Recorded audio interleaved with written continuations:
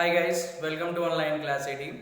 Today we will discuss triangles and its types. Last day हमने discuss किया था polygon के बारे में और हमने देखा था कि how to find out number of diagonals in a polygon, and also we have seen that how to calculate internal angles and exterior angle of a polygon. आज हम पढ़ने वाले हैं ट्राइंगल्स के बारे में, त्रिभुज के बारे में, और ये ज्योमेट्री का एक अहम हिस्सा है। तो बिना लेट किए स्टार्ट करते हैं class. So what do you mean by triangle? Triangle क्या होता है? ट्राई एंगल, नाम से पता चल रहा है ना। ट्राई मीन्स थ्री और एंगल मतलब कोण, जिसके तीन कोण होते हैं उसे ही हम ट्राइंगल कहते हैं। But this definition is not 100% correct. Characteristics हैं उसके, तीन एंगल्स तो होते हैं, लेकिन अगर हमें डिफाइन करना हो तो इसका best definition, the area bounded by three non collinear line segments is called triangle, right? The area bounded by three non collinear line segments is called और ट्राइंगल। ये नॉन कोलिनियर लाइन सेगमेंट्स क्या है? तो मैं line segment के बारे में आपको बता दूं। ये देखिए, कोलिनियर और नॉन कोलिनियर दो तरह के होते हैं। नॉन कोलिनियर, ठीक है। कोलिनियर का मतलब सपोज एक लाइन सेगमेंट ऐसे और दूसरा लाइन सेगमेंट ऐसे और तीसरा लाइन सेगमेंट ऐसे, मतलब यहाँ तीन लाइन सेगमेंट एक ही सिध में है। अब इनका बात करें, एक दो तीन, ये नॉन कोलिनियर लाइन सेगमेंट्स हैं। ये वाला लाइन जो तीन लाइन सेगमेंट्स आपको दिख रहे हैं, ये नॉन कोलिनियर है और ये कोलिनियर। कोलिनियर का मतलब जो एक ही सिध में है, कोलिनियर जो एक ही सिध में है, लीनियर मतलब क्या होता है? सीधा।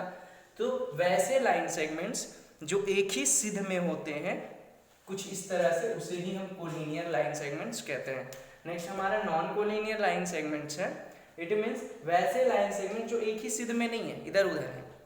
तो यहां से बनता है ट्राइंगल का डेफिनेशन, यानी कि तीन नॉन कोलिनियर लाइन सेगमेंट से घिरा हुआ क्षेत्र, ठीक है। जैसे एक दो तीन, ये तीन लाइन सेगमेंट्स हैं, तीनों के तीनों नॉन कोलिनियर होने चाहिए, ठीक है। और इनसे जो एरिया बना, ये एरिया क्या कहलाएगा? ट्राइंगल हुआ ना। कुछ इस तरह से हम दिखा सकते हैं इसे, ये ट्राइंगल कहलाएगा।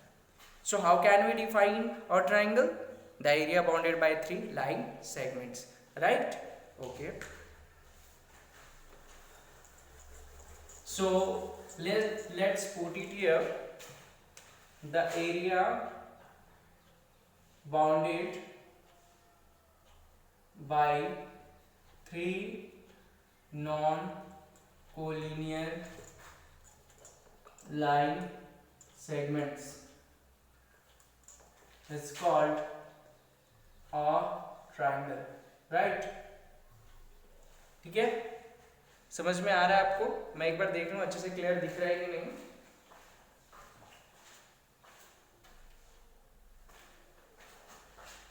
Okay, everything is clear. There are total 6 parts of a triangle, ठीक है। ट्रायंगल से जुड़े कुछ अहम तथ्य क्या हैं? टोटल कितने पार्ट्स होते हैं? 6 पार्ट्स होते हैं। 6 पार्ट्स का मतलब इसके 3 एंगल होते हैं और 3 भुजाएं यानी साइड्स होते हैं, ठीक है। तो टोटल 6 पार्ट्स। क्वेश्चन ये आया हुआ है, there are dash parts of a triangle. कितने पार्ट्स होंगे? 6 पार्ट्स, 6 पार्ट्स हमें देना है, ये वाला याद रखना है, ठीक है। सम ऑफ इंटरनल एंगल्स कितना हो जाता है? Sum of internal angles is equal to कितना हो जाएगा? तो 180। कल मैंने फॉर्मूला बताया था ना, n माइनस 2 इंटू 180, तो n की जगह पे 3 बैठाएंगे, 3 माइनस 2 इंटू 180, 1 इंटू 180, 180 ही आएगा। ओके, तो ये रहा हमारा ट्रायंगल, ठीक है। देखिए इसके कितने कोण हैं, ये हम नामकरण करते हैं ए बी सी, तो इसको लिखेंगे कैसे? ट्रायंगल ए बी सी, ठीक है। पहला कोण, दूसरा कोण और तीसरा कोण, ठीक है। First, second and third, okay. और देखिए इसके अगर मैं बात करूं साइड्स, मैंने बताया ना टोटल 6 पार्ट्स होते हैं इसके, तो साइड्स इसके कितने हो जाएंगे? साइड्स देखिए, पहला साइड ये हो गया ए बी, दूसरा BC और तीसरा एंड AC। मतलब एक ये हुआ A से लेके B तक, दूसरा B से C तक और तीसरा A से C तक, AB BC and AC। Angles का मैं बात करूं तो angle A, angle B and angle C। Okay, तो 3 साइड्स और 3 एंगल्स, कुल मिला के कितने पार्ट्स हो गए? 6 पार्ट्स हो गए। ठीक है, अच्छा ये देखिए, ये वाला जो है ये 2D फिगर है, तो इसके अंदर में सपोज ये पॉइंट में पूछूं P कहाँ पे है, इंटीरियर में है, एक्सटीरियर में है, ट्राइंगल पे है, तो ट्राइंगल के अंदर है ये P, तो हम बोलेंगे इंटीरियर में। Q कहाँ पर है बताइए? Q एक्सटीरियर में है। अच्छा C कहाँ पे है? C तो ट्राइंगल पर ही है ना। अगर मैं एक पॉइंट यहाँ रखूँ X, तो ये कहाँ पर है? X ट्राइंगल पर है, ऑन ट्राइंगल, तो ये वाला इसके अंदर वाला भाग, ये बाहर वाला। ठीक है, ओके। नॉर्मली ट्राइंगल का जो पेरीमीटर होता है, पेरीमीटर आप समझ रहे हो, बाहरी लंबाई, बाउंड्री का लंबाई, तो तीनों को आप जोड़ दीजिए, तीनों साइड को। सपोज ये वाला लाइन 5 सेंटीमीटर लंबा है, ये 6 है और ये 7 है, तो कितना हो जाएगा? 5 + 6 + 7 18। तो पेरीमीटर इक्वल टू होता है सम ऑफ 3 साइड्स। तीनों साइड्स को आपको क्या करने हैं? जोड़ देंगे। ओके, समझ में आ रही है मेरी बात? नेक्स्ट है इसका एरिया। तो एरिया की अगर मैं बात करूं तो ऐसे तो normal 1/2 into base into height. ठीक है, 1/2 इंटू बेस इंटू हाइट होता है। बेस का मतलब क्या होता है? बेस सपोज हम ये रखेंगे, बेस मतलब जो जिसपे और चीजें खड़ी हैं, नीचे वाला पोर्शन को बेस कहते हैं। ठीक, अच्छे से मैं इसको समझा देता हूँ, हाइट में थोड़ा कंफ्यूजन हो सकता है आपको। सपोज ये ट्राइंगल है, ठीक है, मैं सब में करके दिखाता हूँ। तो ये वाला बेस लेंगे और ये वाला हाइट लेंगे। जब ये बेस लेंगे तो हाइट ये, और हाइट हमेशा 90 डिग्री पे होता है। ठीक है, हाइट कितना पे होता है? 90 डिग्री पे होता है। और ये बेस कुछ इस तरह का अगर ट्राइंगल होगा, ये देखिए, ये तो क्वाड्रिलेटरल बन गया, तो इसका हाइट कहाँ पर होगा? तो ये बेस लेंगे और हाइट इसका कुछ इस तरह से। हाइट का मतलब क्या होता है? ऊंचाई होता है। हाइट का मतलब क्या होता है? ऊंचाई। कितना ऊंचा? क्या ऐसे रखेंगे? क्या ऐसे रखना? ऐसे ठीक है? नहीं, ये गलत हो जाएगा। हाइट ये वाला है, ये है हाइट। ठीक है, ये देखिए हाइट। और ये अगर 5 सेंटीमीटर है, हाइट अगर 8 सेंटीमीटर है, तो इसका एरिया कितना हो जाएगा बताइए? तो 1/2 into 5 into 8।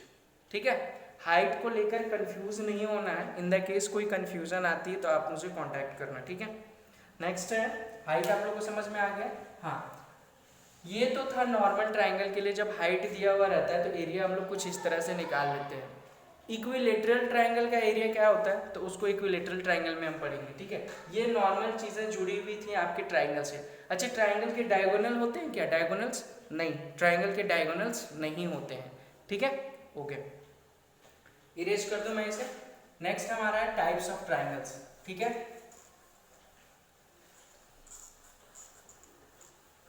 Types of triangles में हम लोग 2 तरह से डिवाइड करेंगे ट्राइंगल को, according to angles and according two sides. ठीक है, टाइप्स ऑफ ट्राइंगल्स। ठीक है, तो पहला हम लोग देखेंगे अकॉर्डिंग टू साइड्स और दूसरा देखेंगे अकॉर्डिंग टू एंगल्स। ठीक है, according to angles. According to side के हिसाब से अगर मैं बात करूं तो पहला होता है इक्विलैटरल ट्राइंगल। ठीक है, क्या होता है? Equilateral triangle. दूसरा क्या होता है? आइसोसेलेस। स्पेलिंग आप लोग याद रखोगे। ठीक है, आइसोसेलेस ट्राइंगल। ठीक है, और तीसरा होता है स्केलेन ट्राइंगल। Scalene triangle. ठीक है, पहले हम लोग इसे डिस्कस कर लेते हैं अकॉर्डिंग टू साइड्स वाले का। इक्विलेटरल का मतलब क्या हो गया? इक्वी मीन्स होता है बराबर और लैटरल मतलब भुजाएं। तो जिसकी भुजाएं बराबर हो, मतलब तीनों भुजाएं जिसकी बराबर हो, उसे हम कहते हैं इक्विलेटरल ट्राइंगल। जिसके 2 साइड्स बराबर हो उसको आइसोसेलेस ट्राइंगल कहते हैं। जिसके एक भी साइड बराबर ना हो उसे हम स्केलेन ट्राइंगल कहते हैं। इक्विलेटरल ट्राइंगल में क्या होता है? तो इसमें मैं लिख दूं ऑल। देखिए, इसे जुड़ा पहला चीज क्या होगा? तो इससे जुड़ा पहला चीज क्या होगा बताता हूं मैं। All sides are equal. इसके तीनों साइड इक्वल होते हैं। ओके, दूसरा एवरी एंगल इज इक्वल, इसके प्रत्येक एंगल इक्वल होते हैं और every angle is measurement of every angle, measurement of every angle is equal to 60 degree. ठीक है, अगर ये आपका इक्विलेटरल ट्रायंगल है तो ये भी 60 डिग्री होगा, ये भी 60 डिग्री, ये भी 60 डिग्री, तीनों का तीनों कितना होगा 60 60 60 डिग्री होंगी। ठीक है, क्या होगा तीनों का 60 60 60 डिग्री होगा। ठीक है, अगर मैं बात करूं इसका पेरीमीटर का, पेरीमीटर तो पेरीमीटर तो तीनों साइड को आप जोड़ दो, वैसे भी तो बराबर है, तो इसको हम लोग 3 इंटू साइड्स लिख सकते हैं, तीनों बराबर है। सपोज एक 8 है तो दूसरा भी 8 होगा, तीसरा भी 8 ही होगा, तो 8 3 जा 24, तो 3 इंटू साइड्स हम लोग लिख सकते हैं।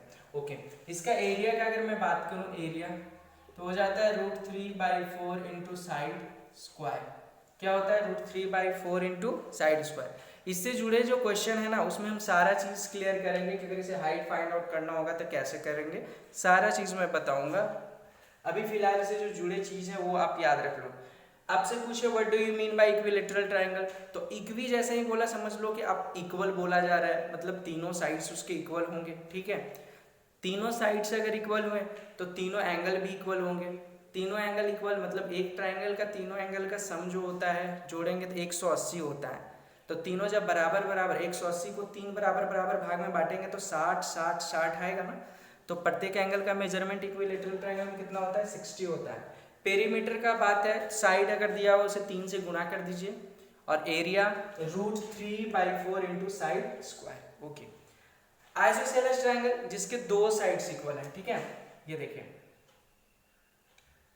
2 साइड्स आर इक्वल। ठीक है, दोनों साइड्स इक्वल होते हैं। दूसरा,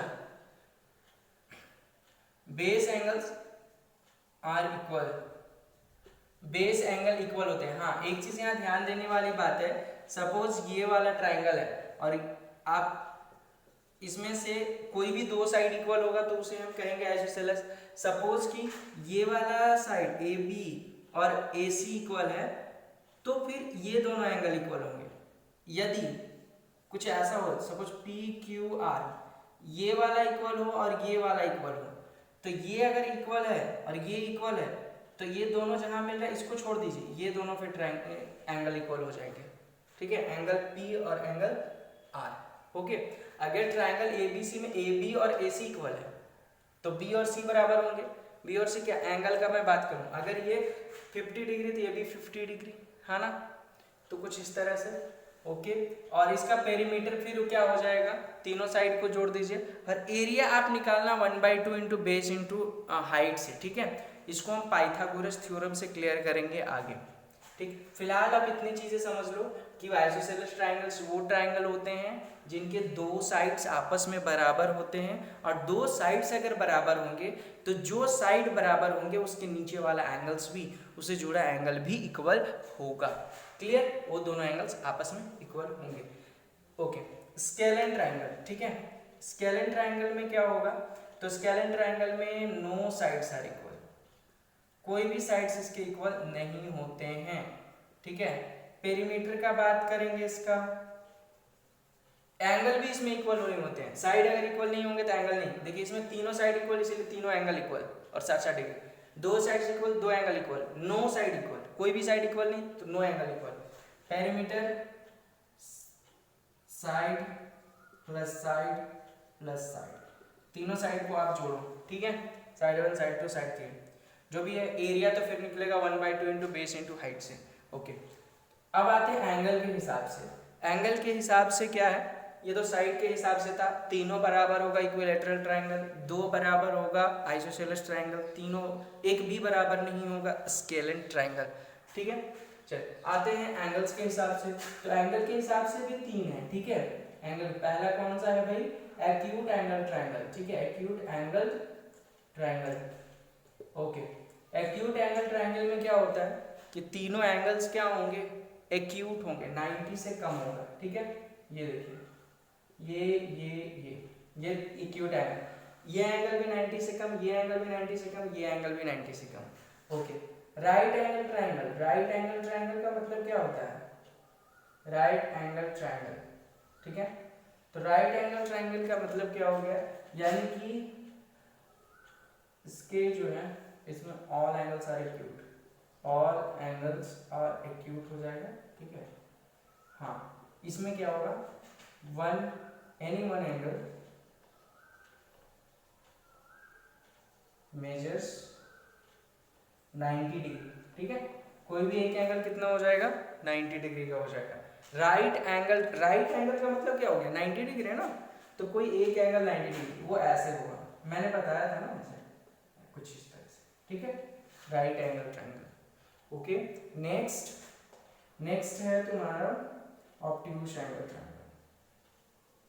ऑब्ट्यूज एंगल ट्रायंगल, स्पेलिंग सारे क्लियर होने चाहिए, ठीक है, मैं बार बार बोल रहा हूँ। ऑब्ट्यूज एंगल ट्रायंगल मतलब कोई भी एक एंगल 90 से ज्यादा होगा, ऐसे कुछ समझ में आ रही है, कुछ इस तरह से, ठीक है।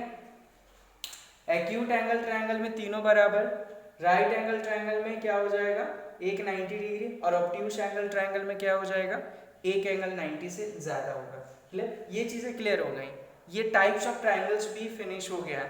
इससे जुड़े कुछ क्वेश्चन हम लोग देख लेते हैं, ठीक है, और बाकी क्वेश्चन करेंगे हम लोग एरिया एंड पेरीमीटर में। अब एंगल्स वगैरह थोड़ा हम लोग डिटेल में जाएंगे, ठीक है।